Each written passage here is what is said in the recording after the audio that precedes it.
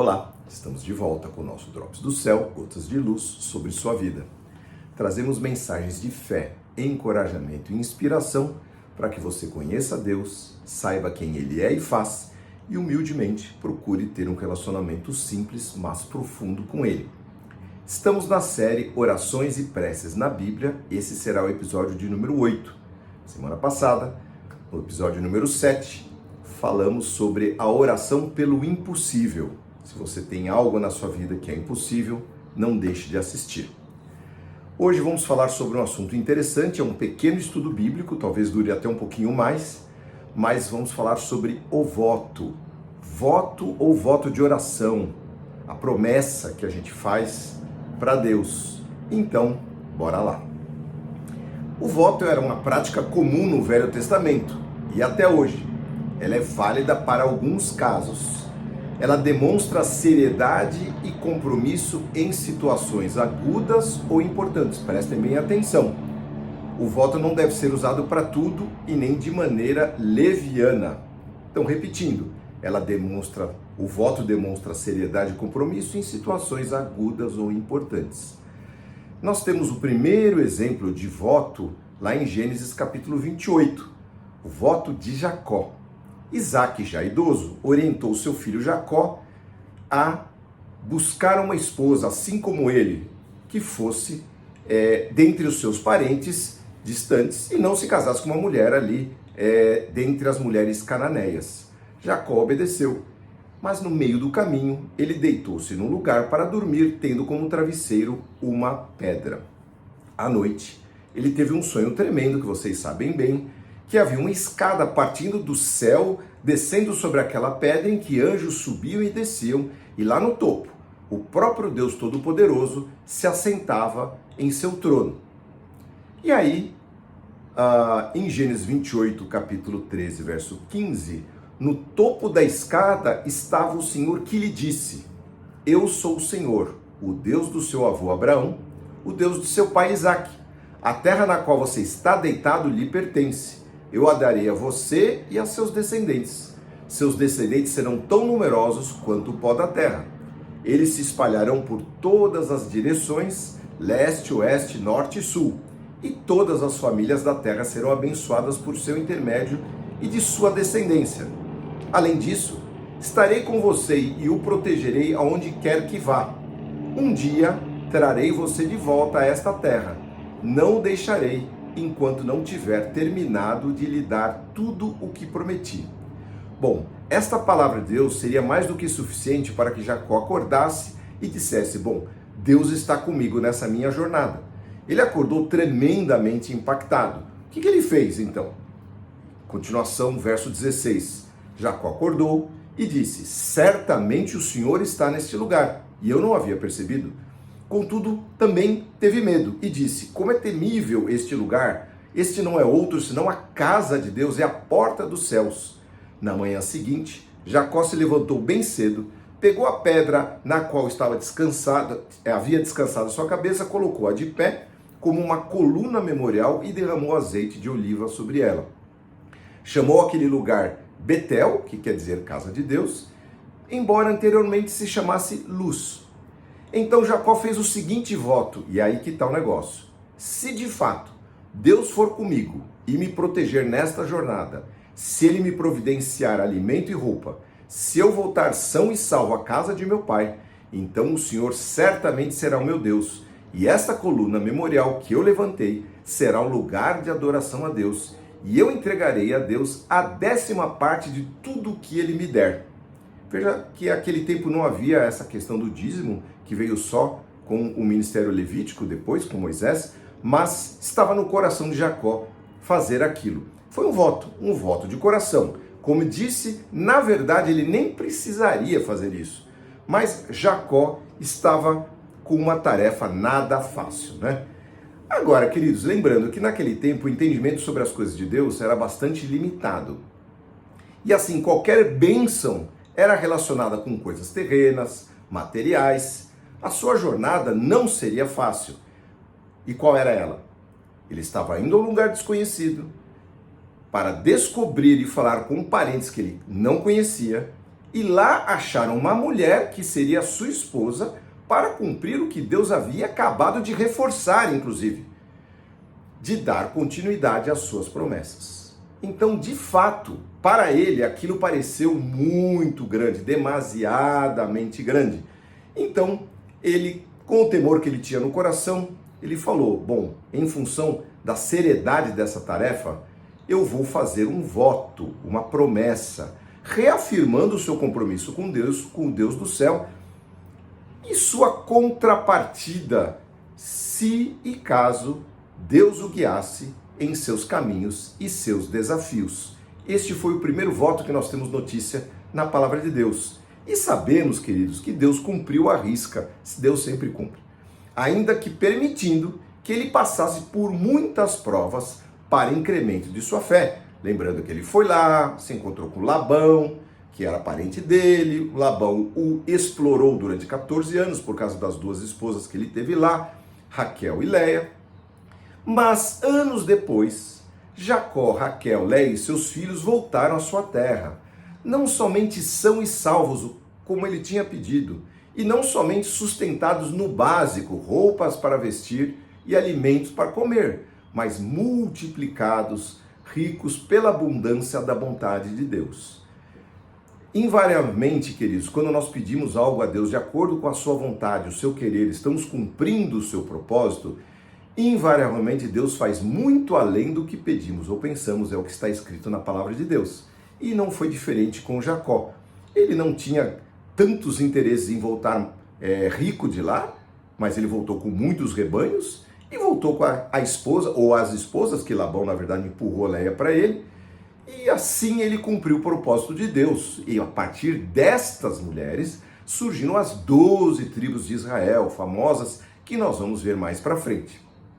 A minha pergunta para você: você já fez alguma promessa? Já fez algum voto a Deus? Foi algo sem sentido, precipitado ou foi importante? Você cumpriu o seu voto? Você esqueceu do seu voto? Ou você deixou para lá o seu voto? Bom, vamos a algumas dicas bíblicas para você não errar. Então, bora lá. Devemos sempre tomar cuidado com promessas e votos para não parecer que estamos comprando ou barganhando o favor de Deus, ou ainda impondo a Deus a obrigação de apoiar e abençoar aquilo que nós queremos. O seu favor é imerecido, e essa atitude de forçar, barganhar, ela é tola, é patética, na verdade, diante do Deus que é todo amor. Ele já cuida de nós, ele já faz isso.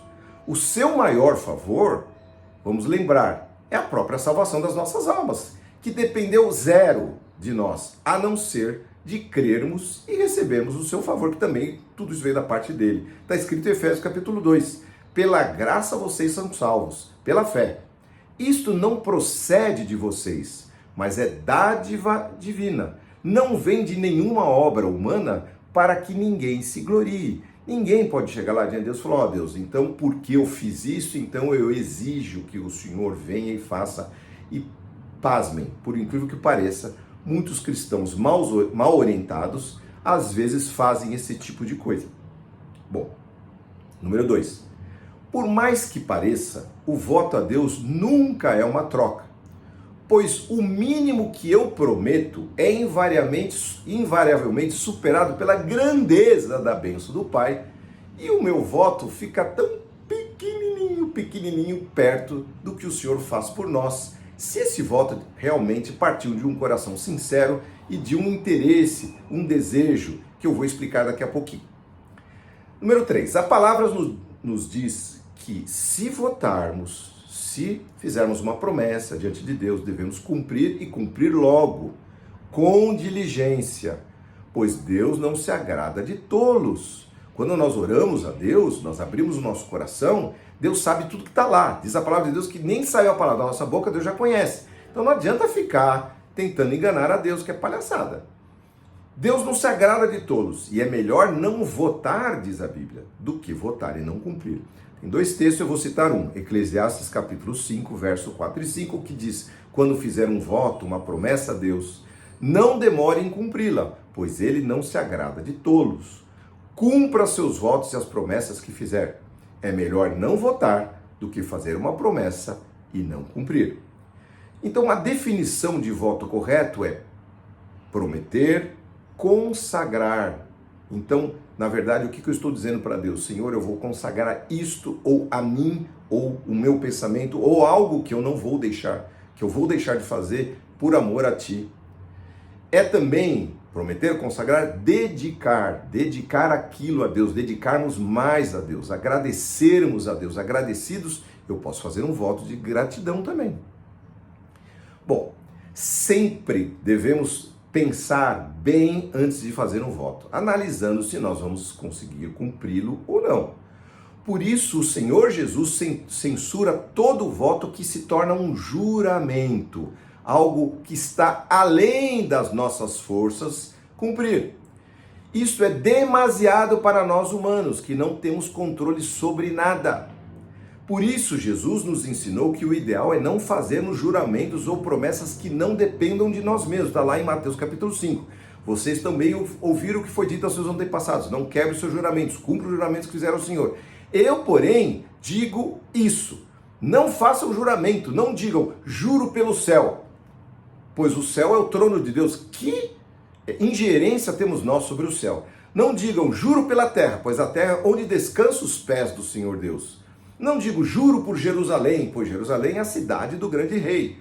Nem sequer digo, juro pela minha cabeça, pois vocês não podem tornar branco ou preto um fio de cabelo sequer.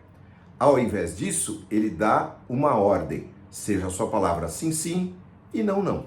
Então, muito claro aqui, que quando nós fizemos um voto a Deus, que seja um voto daquilo que seja possível, potencialmente viável, para que a gente não seja tolo diante de Deus, né?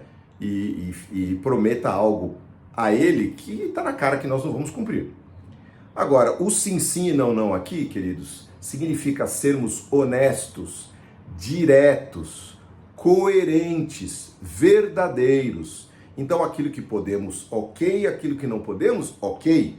Aprender a dizer não é uma das maiores bênçãos da vida que eu e você temos que aprender. Bom, agora vamos falar um pouquinho do Novo Testamento. No Novo Testamento existem votos. O próprio apóstolo Paulo, lá em Atos capítulo 18, verso 8, cortou o cabelo, diz a palavra, porque ele fez um voto. E é um voto, esse voto é até conhecido que é o voto do nazireado, né, do nazireu, que cortavam cabelos e tal. E isso tem a ver com a própria cultura de Paulo, que é um judeu, foi criado assim. Mas ele fez um voto. Então, ele não está errado votar. O que está errado é o que eu acabei de dizer. Fazer um voto daquilo que nós jamais temos limites. Então, a gente jura por Deus, jura pelo céu, por Jerusalém, pela minha cabeça, e a gente não consegue administrar nada disso. Bom, aí vem os votos mais simples que a gente vê, que de vez em quando acontece com os irmãos, e tudo certo. O voto da comida, que eu vou deixar por amor a Deus, porque eu queria receber de Deus, o voto do chocolate, da Coca-Cola, o voto do doce. Eles são até válidos, queridos, desde que apontem para uma consagração maior e um entendimento que não é uma barganha, e sim uma oferta voluntária que você colocou no seu coração para fazer para Deus. Deus colocou algo no seu coração, você falou, quer saber? Eu vou fazer essa oferta voluntária a Deus. Faça e cumpra. Se você, querido, foi inconsequente em algum voto, peça perdão a Deus. Seja honesto e responsável com sua vida espiritual diante dele. Ele vai te perdoar, porque muitas vezes a gente fez sem saber. Bom, terminando, queridos, muitas vezes nós temos, isso é importante, um pecado oculto que nos acompanha e nos atormenta, pois queremos de verdade agradar cada vez mais o coração de Deus. O Espírito Santo, então, às vezes nos constrange a orar mais, jejuar, consagrar nossas vidas, nossas mentes, nossos corpos, nossos pensamentos, não vermos certas coisas, não assistirmos certos programas, evitarmos certos lugares. Surge então o desejo de ofertarmos a Deus algo que nos é caro, que é precioso, para assim expormos a Deus nossa seriedade naquele propósito. A gente quer sim, então Deus, olha, eu quero tanto me livrar disso, ser vitorioso naquilo, que eu estou fazendo um propósito, que é um jejum, é uma consagração, é um voto. Lamentações capítulo 3, Lamentações de Jeremias, diz, se você está com algo que seja tão grave para você, põe a boca no pó. Talvez assim haja remédio. E às vezes precisamos fazer isso para nos livrarmos daquilo que nos mata, que é o pecado, que é o inimigo. Outras vezes, o alvo, querido, não é uma maior santificação da nossa pessoa, mas uma pessoa querida que precisa ser curada, precisa ser tocada, precisa ser salva. Neste caso, ser salva. Neste caso, abrimos mão de algo prazeroso e jejuamos em uma promessa, em um voto a Deus por aquele querido, aquele próximo, sabendo que Deus é Senhor sobre a vida e morte, sobre a cura e a doença. Deus é Senhor sobre tudo. A consagração, neste caso, é apenas um gesto de amor de nossa parte para com Deus e para com o nosso próximo. Cuidado com isso, porque muitas vezes as pessoas fazem um voto e falam, eu fiz um voto e o meu tio morreu.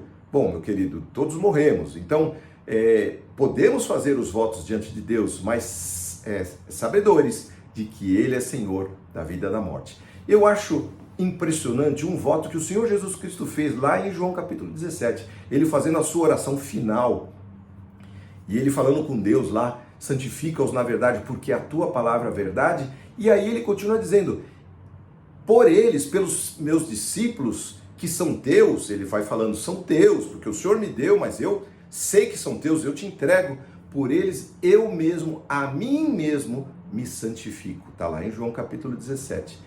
Será que o Senhor Jesus Cristo precisaria se santificar? Então, o que ele está dizendo? Eu tenho tanto amor por eles, tanta consideração por eles, que eu tenho um voto para contigo, Senhor Deus Pai, de me santificar cada vez mais para que eles sejam salvos. O Senhor Jesus Cristo levou muito a sério essa questão do voto, pagou com a sua vida, mas ressurreto trouxe para nós a vida que nós tanto queríamos.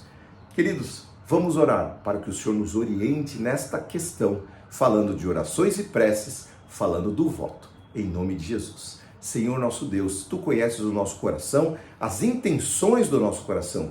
Então Tu sabes, Senhor, o quanto nós somos sinceros, muitas vezes, em fazer um voto a Ti. Perdão, Senhor, perdão, porque muitas vezes nós trocamos as bolas, fizemos bobagem e agora queremos Te pedir perdão por votos inconsequentes que fizemos. E que muitas vezes não pudemos cumprir porque não sabíamos. Mas a partir de agora, Senhor, ensina-nos a sermos consequentes, a sermos responsáveis, a termos compromisso com o Teu reino, Senhor, com o Teu nome, como filhos, Senhor, filhos corretos, filhos responsáveis diante de Ti, para que o Teu nome seja glorificado na nossa vida. Cuida de cada um que está ouvindo essa palavra, Senhor, e os orienta naquilo, Senhor, que o Senhor quer para uma maior consagração, porque os tempos são difíceis e precisamos sim consagrar a nossa mente, nosso coração, nosso corpo, nossas forças, nossa vida, nosso trabalho a Ti, porque o Senhor é digno disso e precisamos desesperadamente da Tua presença. Recebe a nossa oração em nome de Jesus. Amém. Amém, querido. Essa palavra que o Senhor preparou para hoje, que o Senhor o abençoe, a sua semana, a sua vida espiritual, que você cresça cada dia mais no conhecimento e no amor ao Senhor Jesus Cristo. Se você gostou, novamente, curta, se inscreva no nosso canal, envie a sua mensagem e que Deus abençoe a sua vida e a sua semana em nome de Jesus. Amém.